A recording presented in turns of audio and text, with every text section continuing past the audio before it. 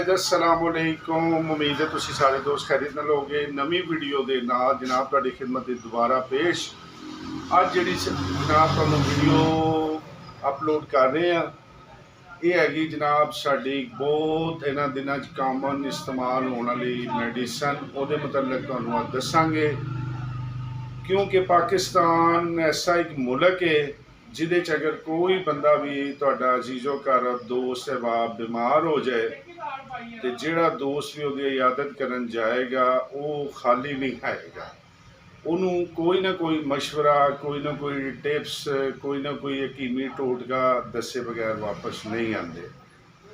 तो इस हिसाब नाल अज जिहड़ी मैं वीडियो तुहाडे लई बना रहा वो इस तरीके नाल है कि जिहड़ी भी बीबी या बंदा, क्योंकि हुण गर्मियां का सीजन शुरू हो गया, अक्सर तुसीं वेखोगे कि हर घर कोई ना कोई दिल घबराने का मसला, ब्लड प्रेशर लो होने का मसला या कोई इस तरह के मसले मसाइल बनते हैं ते जिहदे विच साडियां अक्सर बीबियां या बंदे ये ज़हन च रखते हैं जी साडा ब्लड प्रेशर लो हो गया तो लिहाजा डॉक्टर की दुकान पर या किसी फार्मेसी या मैडिकल स्टोर पर जाओ तो जाके ते ए गोली या ए साशे, ठीक है जी, या इस तरह के मुख्तलिफ ब्रांड के जोड़े साशे ने वो जाओ जाके तो लैके तो आ जाओ। अच्छा हूँ इन्हों की करनगे जी, इस्तेमाल कर लेंगे जी साडा ब्लड प्रेशर लो होंदा तो असी इस वजह तो इनू पी लईदा तो सानू आराम आ जाता।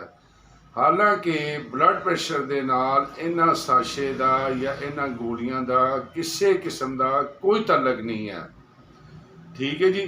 तो हालांकि कोई भी मेडिसन है जब तक तुहानूं कोई क्वालीफाइड डॉक्टर खुद रिकमेंड नहीं करता, तुसी अपनी मर्जी के नाल उन्होंने अगर बुला के इस्तेमाल करते हो तो हर मेडिसन के अगर कुछ फायदे ने तो प्लस वो बहुत ज़्यादा नुकसानात भी होंगे हैं, ठीक है जी।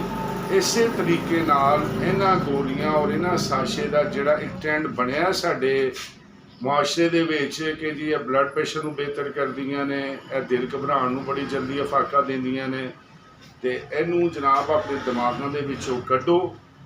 कोई मेडिसन, कोई ताकत की गोली, कोई कैल्शियम दीयां पुड़ियां बगैर किसी मुस्तनद डॉक्टर के मशवरे तो बगैर या किसी फार्मेसी वाले मशे तो बगैर अपनी मर्जी के नाल इस्तेमाल ना करया करो। ये बहुत ज़्यादा फायदे ने तो लेकिन इसको ज़्यादा नुकसानात भी ने।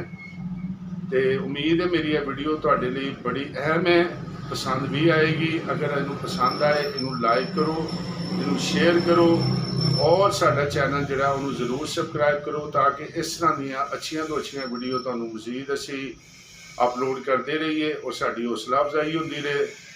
तो मिलांगे नई वीडियो के नाल।